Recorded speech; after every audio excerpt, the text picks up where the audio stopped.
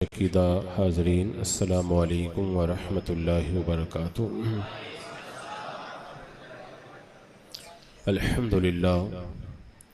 अल्हम्दुलिल्लाहि रब्बिल आलमीन वस्सलातु वस्सलामु अला मन काना नबिय्यन व आदमु बैनल माइ वत्तीन व अला आलिहि व अस्हाबिहि व अज़वाजिहि व अहले बैतिहि अजमईन। अम्मा बअद, अऊज़ु बिल्लाहि मिनश शैतानिर रजीम। बिस्मिल्लाहिर रहमानिर रहीम। या अय्युहल्लज़ीना आमनुत्तक़ुल्लाहा व कूनू मअस्सादिक़ीन। सदक़ल्लाहु मौलानल अज़ीम व सदक़ रसूलुहुन नबियुल अमीनुल मतीनुल करीम व नहनु अला ज़ालिका लमिनश शाहिदीन व शाकिरीन वल्हम्दुलिल्लाहि रब्बिल आलमीन।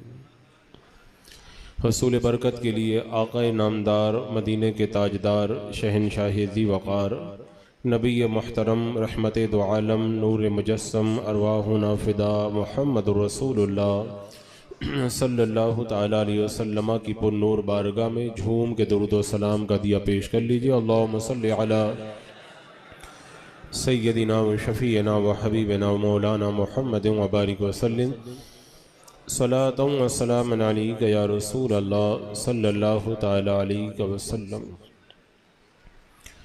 जमात रज़ाए मुस्तफ़ा मुंबई के ज़ेरे एहतमाम माह रमज़ानुल मुबारक के इस्तक़बाल में ये दीनी प्रोग्राम मुनक़िद है, जिसमें आप हज़रात ज़ोहर ही से हाज़िर रह कर के दीनी ज़रूरी मालूमात को अपने दामन में समेट रहे हैं और अब वक्त अखीर को पहुंचा है और इंशाअल्लाह जल्द ही ये प्रोग्राम अपने अख्ताम को पहुंचेगा। थोड़ा सा वक्त है।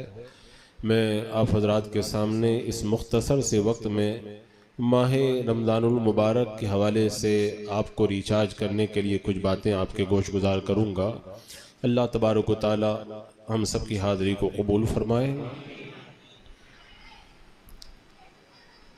जैसे जैसे हम लोग सरकार दो आलम सल्लल्लाहु तआला अलैहि वसल्लम के ज़माना पाक से दूर हो रहे हैं, वैसे वैसे हमारे दिलों के अंदर सख्ती बढ़ रही है और अभी बढ़ ही रही है।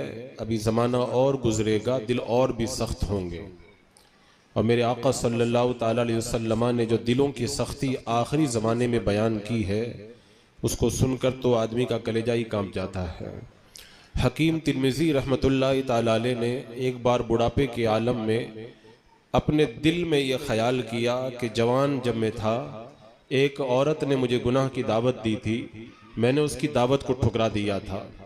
तो अगर मैं वो गुनाह कर लेता और तौबा कर लेता तो अल्लाह ताला मेरी तौबा कबूल फरमा लेता। जब ये बात उनके दिल में आई तो बहुत रो पड़े कि मैं जब जवान था, मेरे जिस्म के अंदर ताकत थी, गुनाहों के रास्ते खुले हुए थे, तब मैंने गुनाह नहीं किया। आज बुढ़ापे के अंदर मुझे उस गुनाह का ख्याल आ रहा है। इसका मतलब यह है मेरा दिल बड़ा सख्त हो गया है। रात को सोए, ख्वाब में सरकार दो आलम सल्लल्लाहु तआला अलैहि वसल्लम का दीदार हुआ। मेरे आका ने फरमाया, ये जो दिलों में सख्ती बढ़ी है, ये मेरे ज़माने से दूरी की वजह से है। यानी जैसे जैसे हम दौरे रिसालत माब सल्लल्लाहु अलैहि वसल्लम से दूर होते जाएंगे, हमारे दिल सख्त से सख्तर होते चले जाएंगे। अल्लाह में दिलों की सख्ती से महफूज फरमाए, वरना दिल मैं देख रहा हूँ कि बड़ी तेज़ी के साथ में सख्त होते चले जा रहे हैं। एक ज़माना था, उस दौर के अंदर नेक तो नेक हैं, बच्चे भी बड़े नेक हुआ करते थे। और बच्चे तो बच्चे, ज़माने के जो बादशाह होते थे वो भी बड़े नेक हुआ करते थे। हज़रत बैलोल दाना रज़ी अल्लाह तआला अन्हु ने एक बार देखा कि बच्चा रो रहा है।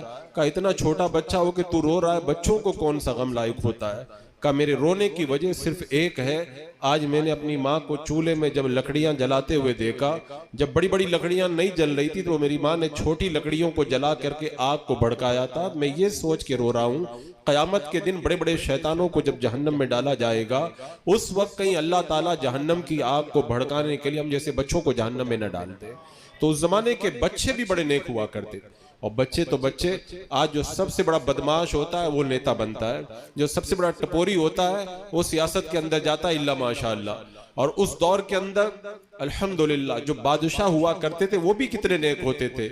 आप दिल्ली की तारीख पढ़ करके देखें, सैयदना ख्वाजा कुतुबुद्दीन बख्तियार काकी रहमतुल्लाह ताला अलैह का जब इंतकाल हुआ और उनके जनाजे की नमाज के लिए जब लोग जमा हो गए, उस वक्त में ये ऐलान किया गया था कि ख्वाजा की ये वसीयत है, मेरे जनाजे की नमाज वही पढ़ाएगा जिसने कभी न तहज्जुद की नमाज तर्क की हो, न असर की सुन्नते गैर मौक़दा को तर्क किया हो, न किसी गैर महरम की तरफ नजर उठा के देखा हो, और न कभी जमाअत के साथ में उसने तकबीर ऊला को भी तर्क किया हो।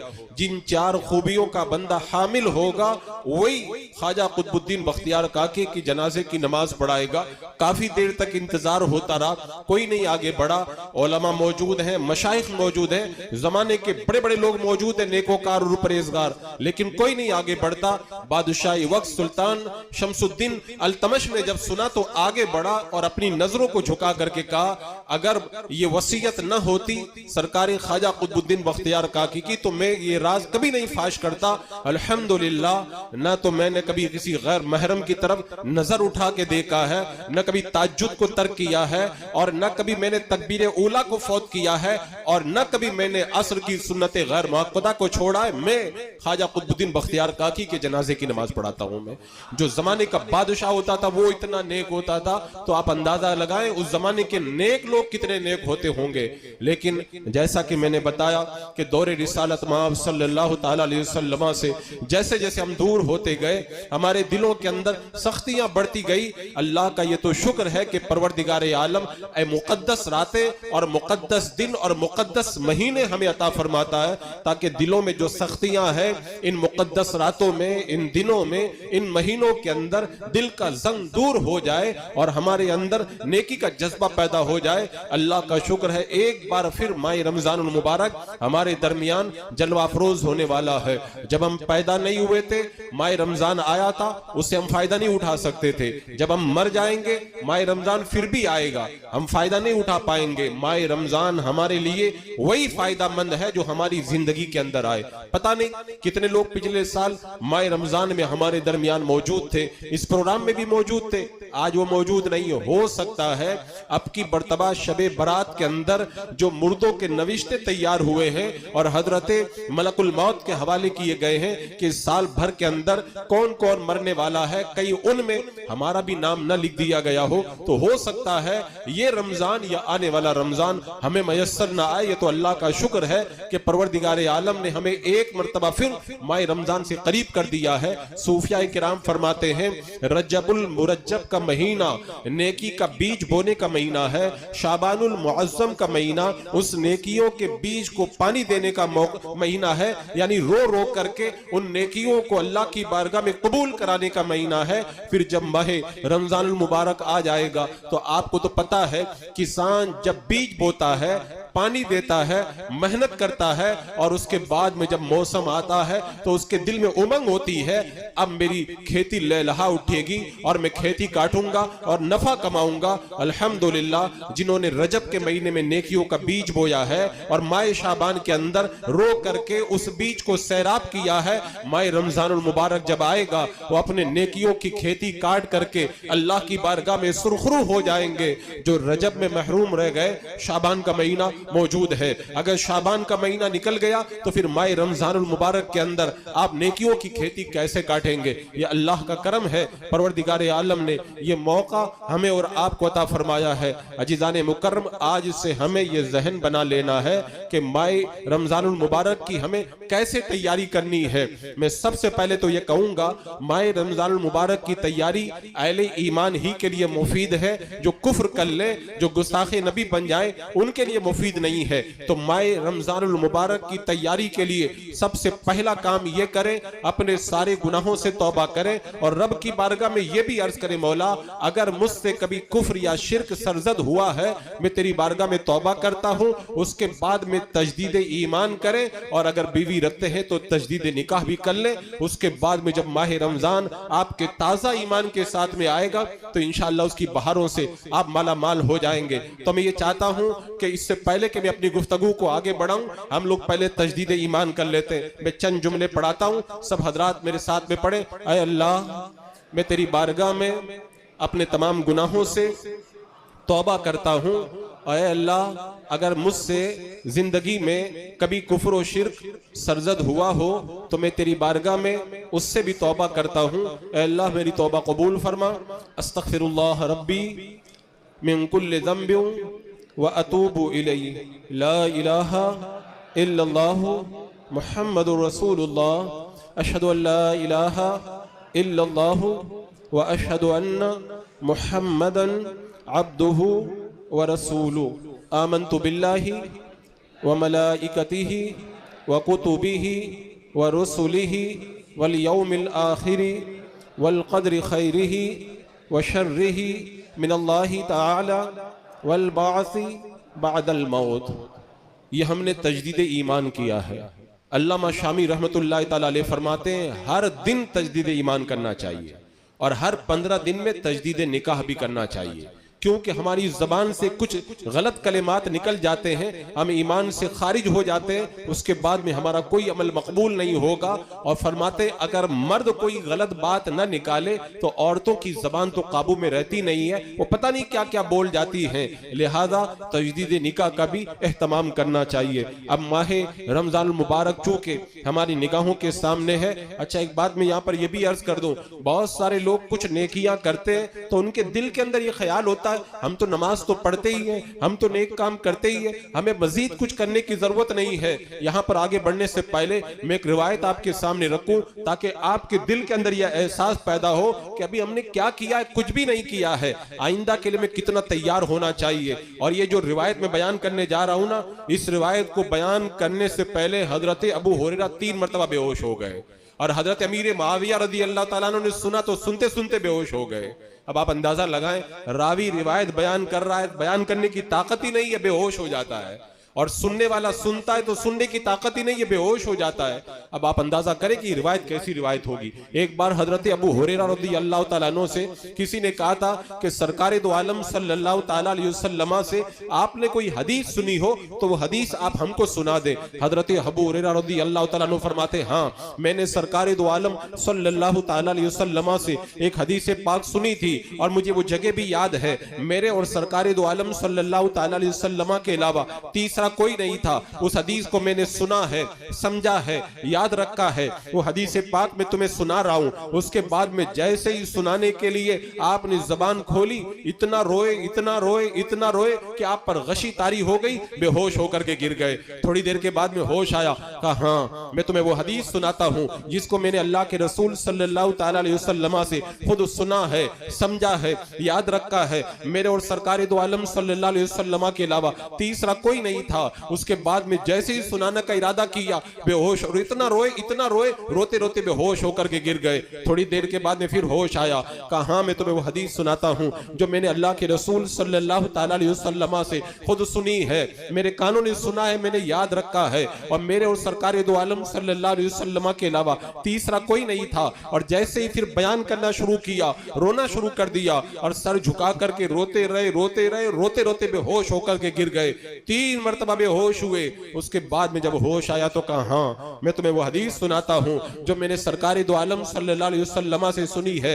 मेरे आका इरशाद फरमाते हैं क़यामत का दिन होगा, अल्लाह तबारक व तआला की बारगाह के अंदर जब लोगों की पेशी होगी, सबसे पहले अल्लाह तबारक व तआला की बारगाह के अंदर एक कारी कुरान को लाया जाएगा। उसके बाद में रब उससे फरमाएगा मैंने तुझे कुरान की दौलत दी, बता तूने क्या किया। बंदा अर्ज करेगा मौला तूने मुझे कुरान की दौलत दी, मैं रातों में कुरान पढ़ता था, मैं दिन में कुरान पढ़ता था, तेरे कुरान की खूब तिलावत करता था। अल्लाह तबारक व तआला फरमाएगा तूने कुरान को इसलिए पढ़ा ताकि लोग तेरी तारीफ करें, तुझे कारी कुरान कहें। लोगों ने तेरी तारीफ कर ली, आज मेरी बारगाह में तेरे लिए कोई अजर नहीं है। उसके बाद में अल्लाह तबारक व तआला की बारगाह में एक सेठ को, एक मालदार सखी को लाया जाएगा। रब फरमाएगा मैंने तुझे माल दिया, दौलत दी, असबाब दिए, बता तूने क्या किया। बंदा अर्ज करेगा मौला मैंने तेरी राह में माल खर्च किया, गरीबों के ऊपर खर्च किया, दीन की राह में खर्च किया, मौला मैंने ये किया। परवरदिगार आलम फरमाएगा तूने जो कुछ भी किया है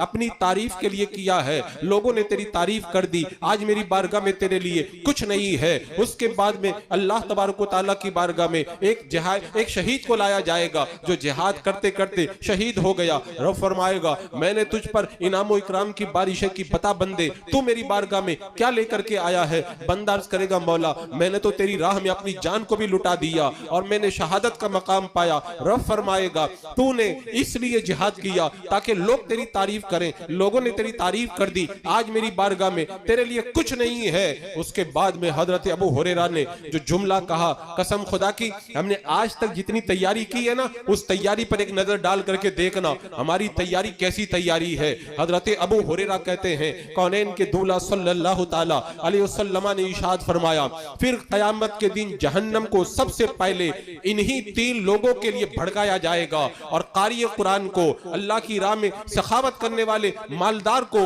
और फिर उस मुजाहिद को उस जहन्नम की आग के अंदर डाल दिया जाएगा। इन 3 लोगों के लिए सबसे पहले जहन्नम की आग को भड़काया जाएगा। हजरत अमीर मुआविया रज़ी अल्लाह तआला अन्हु ने जब इस हदीस पाक को सुना तो सुनते सुनते रोते रोते बेहोश होकर के गिर गए हैं। अजीजाने मुकर्रम इससे आप अंदाजा करें हमने आज तक जो नेकियां की हैं वो किस खाने के अंदर है। अच्छा एक बात यहाँ पर यह भी बता दूं, बहुत सारे लोगों का ये गुमान होता है ना हम तो तिलावत भी करते हैं, ये भी करते हैं, वो भी करते हैं। माह रमजानुल मुबारक की आमद से पहले जो आपको तैयारी करनी है तजदीद ईमान के बाद में सबसे अहम तैयारी जो मेरे पीर सैयदना गौसे आदम दस्तगीर ने बताई है। सरकार गौसे पाक फरमाते हैं ऐ मेरे मुरीद ईमान लाने के बाद में तुझे 3 काम करना है। उन 3 कामों में से पहला काम यह है इखलास पैदा कर, खुलूस पैदा कर, प्योरिटी पैदा कर, लोगों को दिखाने के लिए आमाल मत किया कर। तो आज हमें तैयारी का जो आगाज करना है सबसे पहले माह रमजान से पहले ये इरादा कर लेना है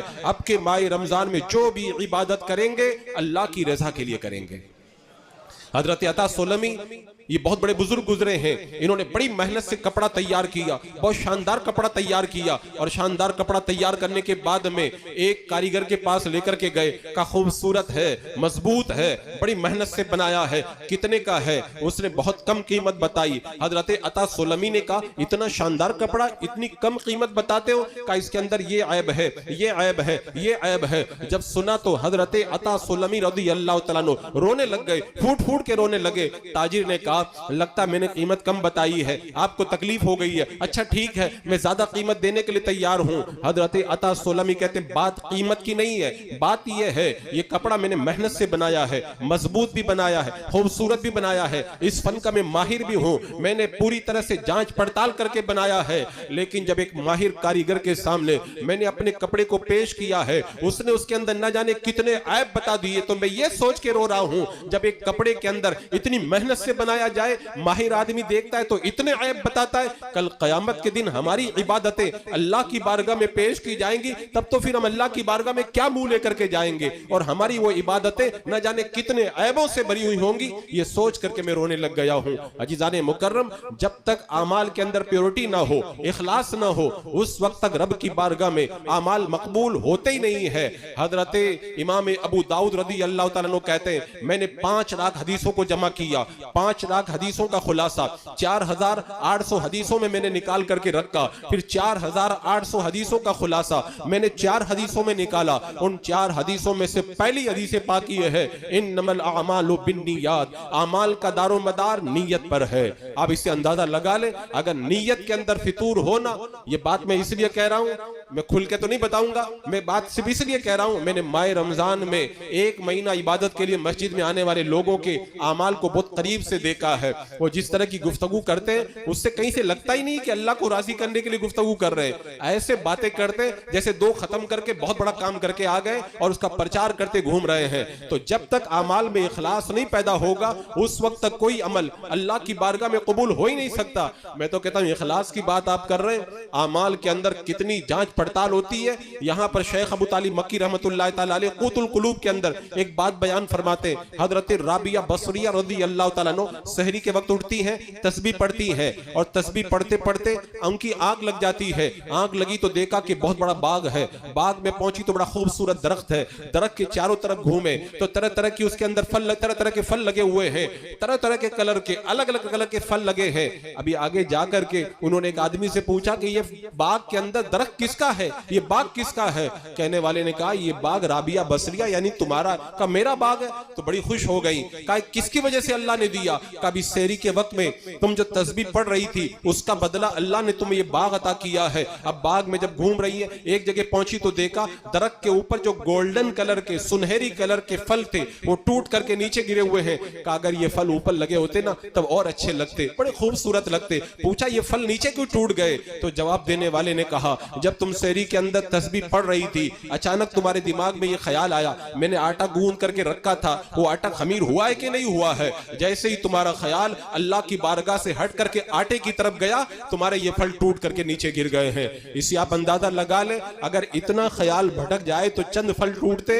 अगर हम अपने अमाल का जायजा लेना तो हमारा तो पूरा का पूरा दरख्त मरने से पहले ही खत्म हो जाना चाहिए। ऐसे हमारे अमाल है, ऐसे हमारे अमाल हैं। अजीज़ान मुकर्रम, माह रमजान की तैयारी का सबसे अहम बाब सैयदना सरकार गौसे आजम रज़ी अल्लाह तआला अन्हु के इरशादात की रोशनी में मैं ये आपको बताता हूँ। सरकार गौसे पाक ने फरमाया ईमान के बाद में सबसे पहले अमाल के अंदर इखलास पैदा करो।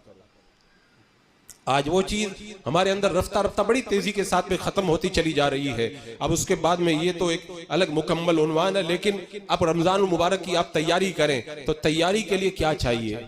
दिल हाजिर होना चाहिए। अगर दिल हाजिर नहीं है तो आप कुछ भी नहीं कर सकते, क्योंकि सारा दारो मदार जो वो दिल पर है। सैयदना सरकार उम्मुल मोमिनीन ये हजरत उम्मुल आयशा सिद्दीक़ा रज़ी अल्लाह तआला अन्हा की बारगाह में एक खातून आती है और आकर के कहती है कि मेरा दिल बड़ा सख्त हो गया, मैं क्या करूं? तो आपने फरमाया दिल की सख्ती का यही इलाज अपनी मौत को याद किया करो। अब वो चंद दिनों के बाद आई, शुक्रिया अदा करने लगी कि आपने बड़ा अच्छा वजीफा बताया। यानी बंदा जब दिल सख्त हो जाता है तो नेक काम में दिल नहीं लगता है, और जब दिल के अंदर नरमी पैदा होती है तो नेक कामों में मजा आता है। तो माह रमजान मुबारक से पहले सबसे जरूरी काम ये करें, अपने दिल के अंदर नरमी पैदा करें। और नरमी पैदा करने का तरीका वही है कि शबे बारात के अंदर जो मौत के नविश्ते तैयार हुए, पता नहीं उनके अंदर हमारा भी नाम लिख दिया गया हो, अपनी मौत को निगाहों के सामने रख के इंशाअल्लाह दिल के अंदर नरमी पैदा होगी। और फिर माह रमजान मुबारक की कदर समझें। जब किसी चीज की कदर मालूम नहीं होती है तब बंदा क्या करता है, उसके अंदर तवज्जो नहीं देता है, और अगर कदर मालूम हो जाए ना तो फिर बंदा क्या से क्या करता है। और मेरे आका सल्लल्लाहु ताला अलैहि वसल्लम ने माह रमजान मुबारक की कदर को बताने के लिए शाबानुल मुअज्जम के आखिर अय्याम के अंदर खुतबा देकर के बताया, लोगों तुम्हारे पास में ऐसा महीना आ रहा है जिसका पहला अशरा रहमत है, दूसरा अशरा मगफिरत है, और तीसरा अशरा जहन्नम से आजादी है। और उस महीने के अंदर एक ऐसी रात आती है जो 1000 महीनों से बेहतर है। और अल्लाह तबारक व तआला इस रात के अंदर कितनी रहमतें नाजिल फरमाता है। मेरे आका ने फरमाया रोजाना 10 लाख लोगों को जहन्नम से आजादी दी जाती है। और जब महीना मुकम्मल हो जाता है तो पूरे महीने में जितने लोगों की मगफिरत हुई है अल्लाह तबारक व तआला आखिर रात के अंदर उतने ही लोगों की मगफिरत फरमाता है। तो जब बंदों को ये कदर मालूम हो जाएगी तब ना बंदा इस्तकबाल करेगा। मेरे आका अलैहिस्सलातु वस्सलाम ने फरमाया था एक बार में, तुम्हें मालूम है तुम किसका इस्तकबाल कर रहे हो और तुम्हारा कौन इस्तकबाल कर रहा है? तुम्हें मालूम है तुम किसका इस्तकबाल कर रहे हो और तुम्हारा कौन इस्तकबाल कर रहा है? तुम्हें मालूम है तुम किसका इस्तकबाल कर रहे हो, तुम्हारा कौन इस्तकबाल कर रहा है? हजरत उमर रज़ी अल्लाह तआला अन्हु कहते हैं, या रसूल अल्लाह, क्या दुश्मन हमला करने वाला है या कोई वही नाजिल होने वाली है? मेरे आका अलैहिस्सलाम ने फरमाया, न तो दुश्मन हमला करने वाला है और न वही नाजिल होने वाली है, बल्कि एक ऐसा महीना तुम्हारे दरमियान जलवा अफरोज होने वाला है जिसकी पहली ही रात में अल्लाह तबारक व तआला तमाम अहले ईमान की मग़फ़िरत फरमा देता है। यानी मेरे आका अलैहिस्सलाम ने इसका इस्तक़बाल करने का तरीका बताया और इतना एहतमाम फरमाया। हजरत अनस रज़ी अल्लाह तआला अन्हु कहते, शाबान का महीना आते ही सहाबा किराम कुरान की तिलावत में लग जाते थे। अपने मालों की ज़कात निकाल देते थे। यानी हम लोग रमजान में ज़कात निकालते ना, सहाबा रमजान की तैयारी कैसे करते थे, सारे काम पहले ही कर लेते थे। शाबानुल मुअज़्ज़म में तिलावत, वैसे तिलावत तो रोजाना करते थे, तिलावत का मतलब ही और ज्यादा तिलावत करने लग जाते थे, वरना सहाबा इकराम की तिलावत का तो ये आलम है। मेरे आका सल्लल्लाहु ताला अलैहि वसल्लम जब मदीने में रात में गश्त करते थे तो अलग अलग घरों के अंदर से आवाजें आती थी, कहीं से कोई कुरान पढ़ रहा है, कहीं से नमाज की आवाज आ रही है, कहीं से रोने की आवाज आ रही है, कहीं से जो है वो सजदे के अंदर तस्बीह की आवाज आ रही है। एक बार मेरे आका सल्लल्लाहु ताला अलैहि वसल्लम रात की तन्हाई के अंदर मदीने की गलियों में निकले, एक मकान से आवाज आ रही थी और कुरान की तिलावत कर रही थी, और पढ़ने वाली कोई जवान औरत नहीं थी, बूढ़ी औरत थी। आज तो हमारे जवानों को भी रात में उठने की तौफीक नहीं होती है, रात में कैसे कैसे नींद खुलेगी। उस जमाने की औरतें जो बूढ़ी हो गई थी वो भी रातों में उठ करके इबादत करती थी। बूढ़ी औरत घर में रात में उठ करके कुरान पढ़ रही है। जब उसने ये सूरा पढ़ी ना, हल अता का हदीसुल गाशिया, क्या तुम्हारे पास में छा जाने वाली कयामत की खबर आई। मेरे आका सल्लल्लाहु ताला अलैहि वसल्लम ने जब सुना, आपके कदमे मुबारक उस बूढ़ी औरत के मकान की तरफ बढ़ गए और मेरे आका सल्लल्लाहु ताला अलैहि वसल्लम ने उस औरत के मकान की दीवार से अपने सरे पाक को लगा दिया और रोने लगे और रोते रोते फरमाया, नाम अतानी नाम अतानी नाम अतानी, हाँ हाँ मेरे पास में कयामत की खबर आई, मेरे पास में कयामत की खबर आई, मेरे पास में कयामत की खबर आई। ये माहौल था सहाबा का, लेकिन उसके बावजूद भी फरमाते हैं रमजान के आने से पहले सहाबा ऐसे तैयारी करते थे। हजरत अनस कहते माए शाबान में तिलावतों का हुजूम हो जाता था और फिर लोग अपने मालों की ज़कात भी निकालना शुरू कर दिया करते थे। माए रमजान मुबारक का इस्तकबाल मेरे आका अलैहिस्सलाम ने किस अंदाज के अंदर बताया। जब माए रजब आता था मेरे आका अलैहिस्सलाम दुआ करते थे, ऐ अल्लाह रजब में और शाबान में बरकत दे, हमें रमजान तक पहुंचा दे, रमजान तक पहुंचा दे। आज हमें भी दुआ करना चाहिए। पता नहीं माह रमजान मुबारक के आने से पहले पहले हम लोग दुनिया से न चले जाएं, तो अल्लाह की बारगाह में दुआ करें, मौला हमें माह रमजान मुबारक तक पहुंचा दे। असल में मामला ये है कि लोगों को कदर मालूम नहीं है। सबसे बड़ी बात जो मैं समझता हूं, जो मैंने गौर किया, कदर अगर मालूम हो जाए ना, आप मुझे बताएं, अगर मार्केट के अंदर आज सोना बहुत महंगा हो चुका है, अगर आज ये ऐलान हो जाए कि सोना जो है वो सस्ता कर दिया गया है एक हफ्ते के लिए और 1 तोला सोना सिर्फ 10,000 रुपए में मिलेगा, जितना पैसा घर में रखा है सब सोने में लगा देंगे और न जाने कितने लोग प्रॉपर्टी बेच करके सोना खरीद लेंगे, कितने लोग अपना जो भी जमा पूंजी किया हुआ सामान है सब बेच देंगे। अरे बोले बड़ा अच्छा ऑफर निकला हुआ है, सारा सामान बेच दो और सोना खरीद लो। दुनिया के माल का जब ऑफर निकल जाता है ना, आदमी पूरी ताकत लगा देता है, पूरा माल लगा देता है। माह रमजान मुबारक में तो ऑफर निकलता है। अगर कोई एक फर्ज पड़ेगा अल्लाह ताला 70 का सवाब अता फरमाएगा, अगर कोई नफल पड़ेगा अल्लाह फर्ज का सवाब अता फरमाएगा, एक नेकी का 70 अता फरमाता। इतना बड़ा ऑफर निकलता है, उसके बावजूद भी कहते हैं हजरत मैं रोजा कैसे रखूं और मुझे काम पे जाना पड़ता है, प्यास लग जाती है, तिलावत में तरावी पढ़ने के लिए कैसे आऊं, तरावी में दिन में काम में थक जाता हूं, तरावी पढ़ने की ताकत नहीं रहती है। मैं कहता हूं अगर दिल के अंदर ये एहसास हो ना कि माह रमजान कितना बड़ा महीना है। जब सहाबा किराम मक्का से चल करके मदीना आए, मदीना मुनव्वरा में पहुंचे, बीमार हो गए, बैठ करके नमाज पढ़ रहे हैं। मेरे आका सल्लल्लाहु ताला अलैहि वसल्लम तशरीफ लाए, कहा बैठ करके नमाज पढ़ना खड़े होकर के नमाज पढ़ने का आधा है, आधा सवाब है। जब सहाबा ने सुना सारी बीमारी भूल गए, खड़े होकर के नमाज पढ़ने लग गए। सहाबा को तो ऑफर मिलता था तो वो तो उसकी कदर करते थे। हमारे यहाँ तो हर रमजान के अंदर उलमा चीख चीख के बताते हैं अल्लाह ने इतना बड़ा ऑफर अता फरमाया, अगर एक फर्ज करो ना अल्लाह 70 का सवाब अता फरमाता, एक नेकी करो ना अल्लाह 70 का सवाब अता फरमाता है। उसके बावजूद भी बहानों का दरवाजा नहीं बंद होता और तरह तरह के नित नए बहाने लोगों के पास में तैयार रहते हैं। कहते हैं हजरत के बता दीजिए 3 दिन वाली तरावी पढ़ लेते हैं, कोई कहता 6 दिन वाली तरावी बता दीजिए। मैं कहता हूं 3 दिन पढ़ लिया, 6 दिन पढ़ लिया, कुरान खत्म कर दिया, लेकिन बाकी दिनों में जो तरावी सुन्नत मौक़दा उसको कौन अदा करेगा। माह रमजान मुबारक की हर रात के अंदर रोजाना 20 रकात नमाज तरावी पढ़ना सुन्नत मौक़दा है और पूरा कुरान तरावी में सुनना यह भी सुन्नत मौक़दा है। आपने 3 दिन में पूरा कुरान सुन लिया, एक सुन्नत अदा हो गई, दूसरी सुन्नत तो बाकी रह गई है ना। लेकिन लोग समझते हैं कुरान सुन लिया तो अब तरावी भी खत्म हो चुके हैं। तो लिहाजा आज ही से अपना जहन बना ले, माह रमजान मुबारक जो अल्लाह तबारक व तआला इतना बड़ा हमें नेकियों का मौसम अता फरमाता। पिछले साल भी मैंने बताया था, बहुत सारे लोगों का मैंने ये मामला देखा है, मेरे साथ भी ये बात पेश आती है कि हम माह रमजान का जब चांद नजर आता है तो नेकियों का माहौल बनाते हैं। एक बात हमेशा याद रखना, आप अगर मकान बनाते पहले से पूरी प्लानिंग करते हैं, आप कारोबार शुरू करते पहले से पूरी प्लानिंग करते हैं। क्या ऐसा होता है क्या, आज आपने नींव खुदवाई है और आज पैसों का इंतजाम शुरू कर रहे हैं, आज आपने दुकान की खरीदारी की है और आज जो है वो आप सारा इंतजाम कर रहे हैं। कोई भी दुनिया का काम करो, महीना पहले शादी के अंदर 4 महीना पहले स्टार्टर चेक किए जाते हैं, सालन चेक किया जाता है, इसका सालन अच्छा है कि उसका अच्छा है, ये टेंट चेक किया जाता है, किसका स्टेज अच्छा है किसका अच्छा नहीं है, सारा पूरा प्लान पहले से बनाया जाता है। और माह रमजान आता है, जान रात तक कुछ नहीं, इधर चांद नजर आया मस्जिद में पहुंच गए।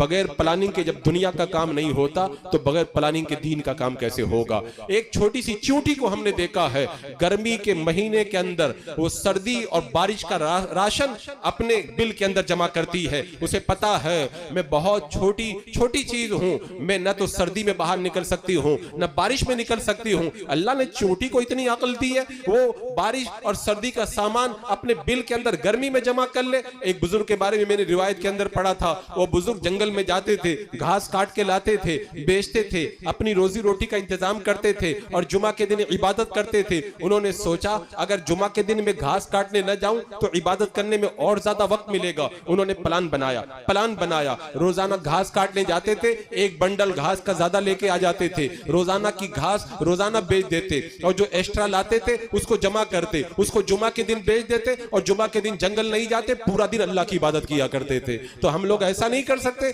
माह रमजान से पहले माह रमजान का शेड्यूल तैयार करें और माह रमजान में जिस अंदाज के अंदर हमें इबादत करनी है उसकी पहले से तैयारी कर ले। सामान जो लाना है पहले से ला करके जमा कर दे, अगर काम काज बटे हुए उन तमाम को समेट दे और कहें कि अल्लाह ने इतना बड़ा ऑफर दिया, माह रमजान में पूरा इबादत के अंदर बसर कर दूंगा।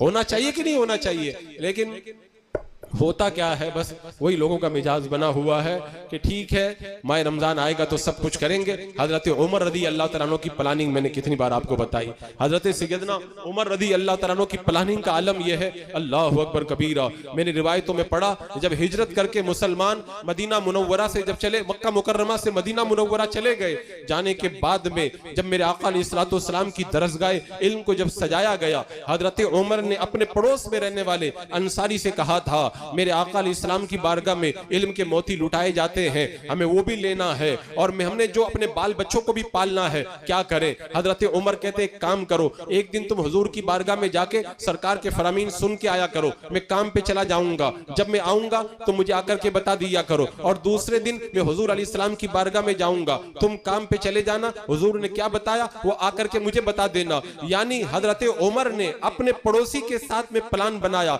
एक दिन तुम कमाना, एक दिन मैं कमाने जाऊंगा, एक दिन तुम सरकार की बारगाह में जाना, एक दिन मैं जाऊंगा, ताकि हमारा कामकाज भी चलता रहे और हुजूर अलैहिस्सलाम की बारगाह में जो इल्म के मोती मिलते हैं वो मोती भी हम समेटते रहे। तो क्या ऐसी प्लानिंग हम लोग नहीं कर सकते? अगर वाकई प्लान बनाए ना तो वाकई नेकियों का मौसम हमें पूरे तौर पर मैसर आ जाएगा। तो आज ही से ये तैयार कर ले। और बाकी अब जो इतना वक्त भी नहीं कि पूरा शेड्यूल में आपको बताऊं, मैंने पिछले साल जो है पूरा शेड्यूल भी बता दिया था, मुख्तसरन में चंद जुमले बता देता हूं। माह रमजान मुबारक के अंदर आप पुख्ता इरादा करें, सहरी के वक्त की बड़ी कदर करें, दो वक्तों की कदर करें, एक सहरी की और एक इफ्तारी की। मैंने लोगों को देखा है सहरी के अंदर सहरी खाई, इधर लेट गए उधर लेट गए, इफ्तारी के वक्त में रोड पर ये खरीदा वो खरीदा, जब अजान में 2 मिनट रह गए तो दौड़ के घर पे पहुंचे। काश आपको ये मालूम हो जाता रमजान मुबारक के अंदर इफ्तारी और सहरी का वक्त कितना कीमती होता है। हजरत सुफियान सौरी रहमतुल्लाह ताला अलैह फरमाते, सहरी के वक्त में एक हवा चलती है, लोगों की तिलावत, उनके जिक्र और उनकी दुआओं को उठा के अल्लाह की बारगाह में लेके जाती है। तो वो तो दुआ का खास वक्त होता है और उस वक्त ताज्जुद, आप साल भर ताज्जुद नहीं पढ़ पाते, लेकिन वो ताज्जुद पढ़ने का कितना अच्छा मौका में मैसर आता है। तो सहरी के अंदर माहौल बनाए, ताज्जुद पढ़े। और कुरान मुक़द्दस में फरमाया गया वल मुस्तगफिरीन बिल असहार, अल्लाह ने तारीफ की है उन लोगों की जो सहरी के वक्त के अंदर अल्लाह की बारगाह में तौबा इस्तगफार किया करते हैं। वो इतना प्यारा वक्त होता है। अल्लाह को 3 आवाजें बहुत पसंद है, एक मुर्ग की आवाज अल्लाह को पसंद है, और दूसरा जो बंदा अल्लाह की बारगाह के अंदर कुरान की तिलावत करता है अल्लाह को बहुत पसंद है, और तीसरा जो बंदा अपने गुनाहों से तौबा करता है अल्लाह को यह आवाज बहुत पसंद है। और वो आवाज अगर सहरी के अंदर निकल जाए तो सुभान अल्लाह, वो करम बालाए करम हो जाएगा हमारे ऊपर रब का। अजीजाने मुकर्रम, तो सहरी के वक्त की बड़ी कदर करें। हमने अपने बुजुर्गों को देखा है सहरी का बड़ा एहतराम करते थे, और उसके बाद में बहुत सारे लोग क्या किया, इधर नमाज पढ़ी और जाकर के सो जाते हैं। और दिनों में तो आप सो जाएं, लेकिन माह रमजान मुबारक के अंदर आप नमाज फजर से जब फारिग हो जाएं तो इतनी देर तक बैठे रहें कि सूरज निकल आए। उसके बाद में जब 20 मिनट गुजर जाएं, मकरूह खत्म हो जाए, तो आप 2 रकात नमाज इशराक जरूर पढ़ें, क्योंकि हदीस पाक में आता है अल्लाह ताला ऐसे बंदे को हज और उम्रा का सवाब अता फरमाता है। हमारे पास पैसा नहीं, हज और उम्रा नहीं कर सकते, कम से कम सवाब तो समेट लेना। आज मैंने ये बात मैं बार बार कहता हूं, हमें कदर नहीं मालूम है। मैंने एक रिवायत में पढ़ा, क़यामत के मैदान में एक शौहर अपनी बीवी से कहेगा, मेरे बारे में क्या कहती है तू? आप बहुत अच्छे शौहर हैं, आप बहुत अच्छे शौहर हैं, बहुत तारीफ करेगी। आखिर के अंदर वो शौहर कहेगा, जब मैं इतना अच्छा हूं तो एक काम करो, मुझे एक नेकी की जरूरत है, एक नेकी दे दो। तो बीवी क्या कहेगी? बीवी कहेगी कि तुमको जो हालत दरपेश है, मुझे भी डर है कहीं वो हालत मुझे भी पेश ना आ जाए, मैं तुम्हें नेकी नहीं दे सकती हूँ। अपने बेटे के पास जाएगा, कहेगा बेटा मेरे बारे में तेरा क्या ख्याल है? बेटा कहेगा बहुत अच्छे बाप हैं, और उसके बाद में अपने बाप की तारीफ करेगा। तो बाप कहेगा बेटा मुझे थोड़ी नेकी की जरूरत है, आप दे दीजिए। बेटा कहेगा अब्बा जान आपको जो हालत दरपेश है, हो सकता है मुझे भी वही हालत दरपेश हो जाए, मैं नेकी तो नहीं दे सकता हूँ। क़यामत के मैदान में जो एक नेकी का भिखारी बन करके बंदा अपनी बीवी और अपने बच्चे के पास जाएगा, वो भी नहीं देंगे, और यहाँ पे 2 रकात पे अल्लाह ताला हज और उम्रा का सवाब अता फरमा रहा है। लेकिन कदर अगर हो ना तो बंदा आज ही से तैयार कर ले। पढ़ेंगे ना सब लोग, फर्ज तो पढ़ना ही पढ़ना है, नफल के लिए वादा नहीं करवाता मैं, नफल के लिए वादा नहीं करवाता मैं, आपको सिर्फ ये दावत देता हूं कि आप पढ़ने की कोशिश करें। वरना जैसे बहुत सारे लोग काम पे जाते हैं तो थक जाते हैं, उनको तो सो जाना ही बेहतर है उनके लिए, क्योंकि वरना दिन के अंदर उन्हें रोजे के अंदर तकलीफ होगी। और उसके बाद में अगर आपके पास वक्त मौजूद है, आप बैठ जाएं और फिर अपने सारे कामों को निपटाएं। कामों को निपटा करके जब सूरज की गर्मी बढ़ जाए उस वक्त आए और चाश की नमाज अदा करें। 12 रकात या 8 रकात चाश की नमाज जो बंदा पढ़ लेता है, उसको मालूम है क्या मिलता है। मुझे याद आता, हमारे एक दोस्त है, उनको वो 24 कैरेट का वो सोने का 1 ग्राम किसी ने तोहफा में दिया था। बहुत खुश हो रहे थे कि 15,000 रुपए का सोना मुझको मिल गया। मैं आपको बताने जा रहा हूं, सुनिए। मेरे आका सल्लल्लाहु अलैहि वसल्लम ने फरमाया अल्लाह उसको जन्नत में सोने का महल अता फरमाएगा।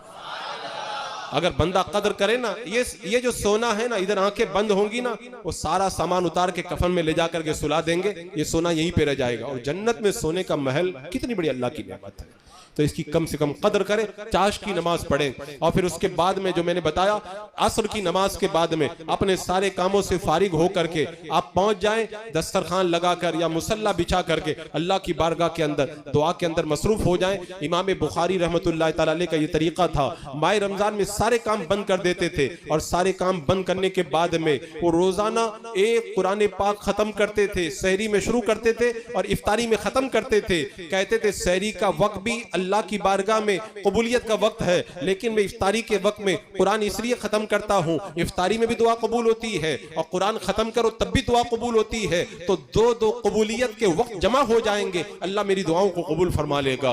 तो इस तरह से वो एहतमाम करते थे। तो आप हजरात भी एहतमाम करें दुआओं का। मैंने तो देखा इफ्तारी का वक्त होता है, अरे वो कस्टर्ड ला के नहीं रखा, अरे वो सोच तो तुम ला के रखे नहीं, अभी फ्रूट काटे, सारा ऐसा ही झमेला पलटा रहता है। और दिनों झमेला करने के बहुत है। माह रमजान में खास तौर से इफ्तारी का वक्त तो बड़ा कीमती वक्त है, बड़ा कीमती वक्त है। उस वक्त की आप हजरात कदर करें। अब वक्त तो चूंकि हो गया, पूरा शेड्यूल बता नहीं सकता मैं। जो 4 वजीफे मैंने इससे पहले बताए थे उनका मैं इयादा कर देता हूं। मेरे आका सल्लल्लाहु तआला अलैहि वसल्लम ने माह रमजान का वजीफा क्या बताया है। अगर आज हुजूर ज़ाहिरी हयात के साथ होते, आप जाकर के पूछते सरकार बताइए माह रमजान में क्या पढ़े, तो हुजूर बता देते, बेड़ा पार नहीं हो जाता। सहाबा का बड़ा एहसान है।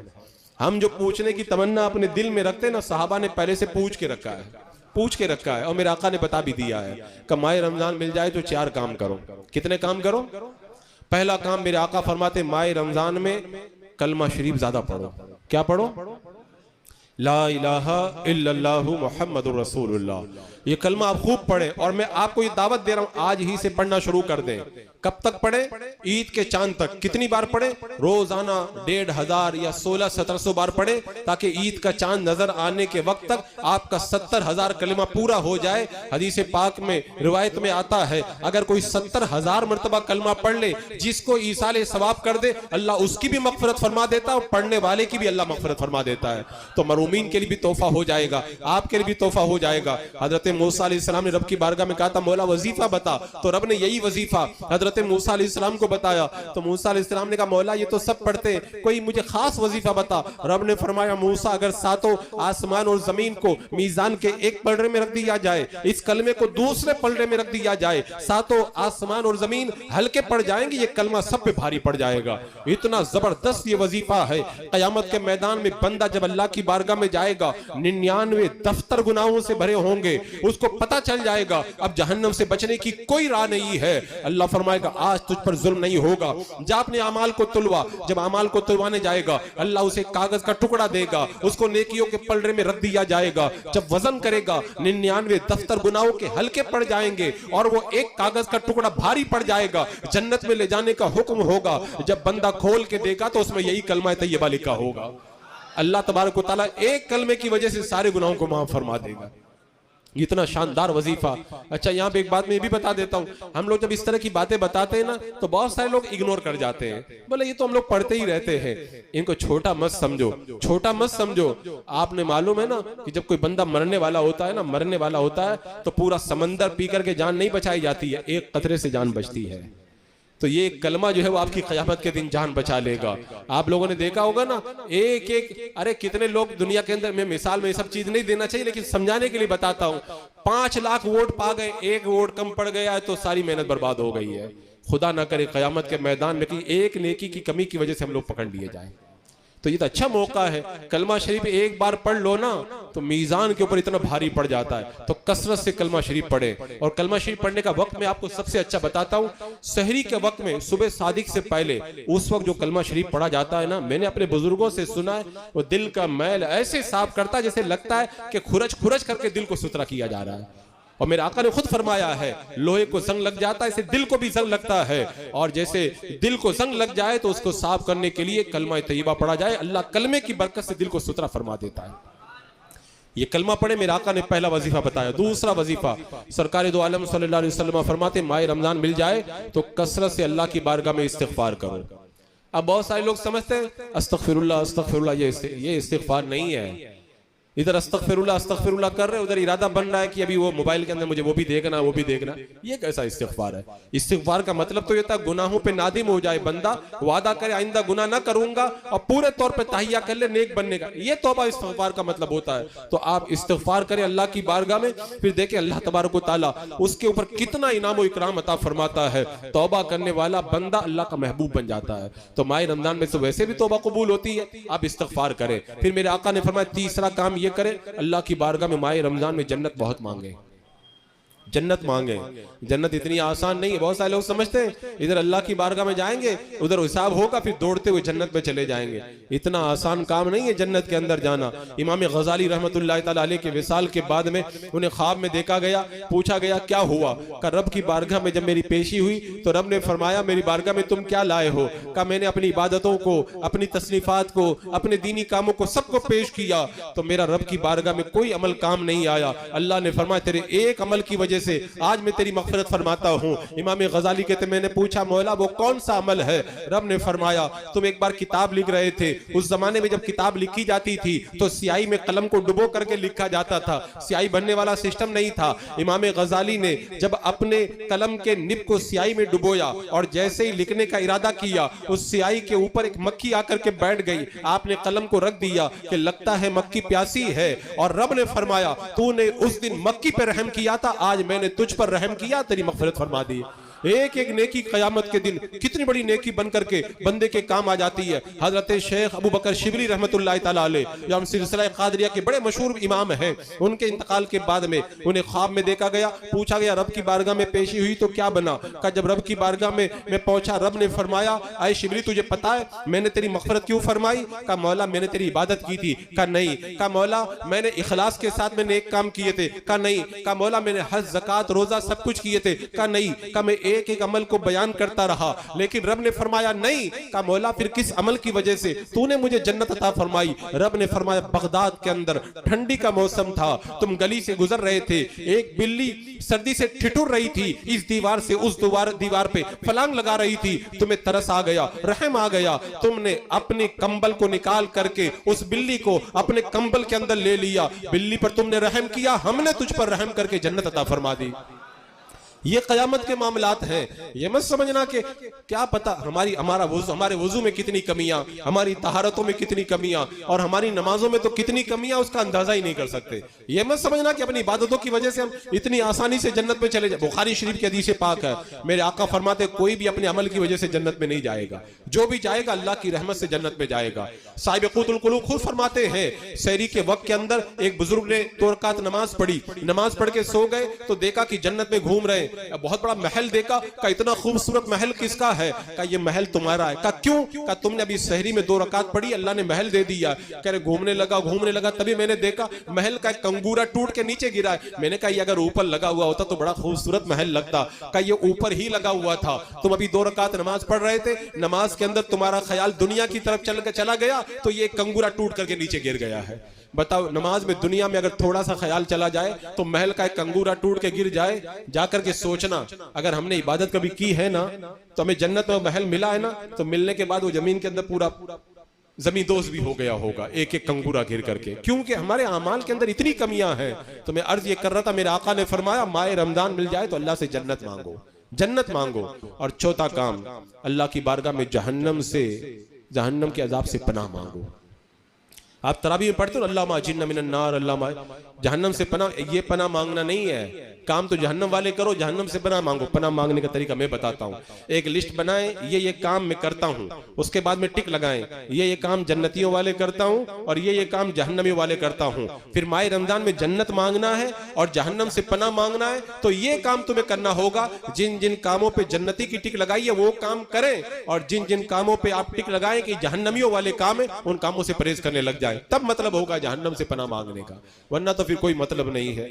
मुझे लगता है वक्त ज्यादा मैं बोल गया, मुझे आधा ही पौना घंटा दिया गया, तो इंशाल्लाह फिर वक्त मिलेगा तो फिर कभी गुफ्तगू होगी। ये 4 बातें मैंने बताई है, इनके ऊपर अमल करें। अब जिक्र का वक्त हो रहा, जिक्र होगा, दुआ होगी और इंशाल्लाह फिर सलातो सलाम, और हम लोग फिर अपने बरकतों और रहमतों के अंदर अल्लाह की यहाँ से रुखसत हो जाएंगे।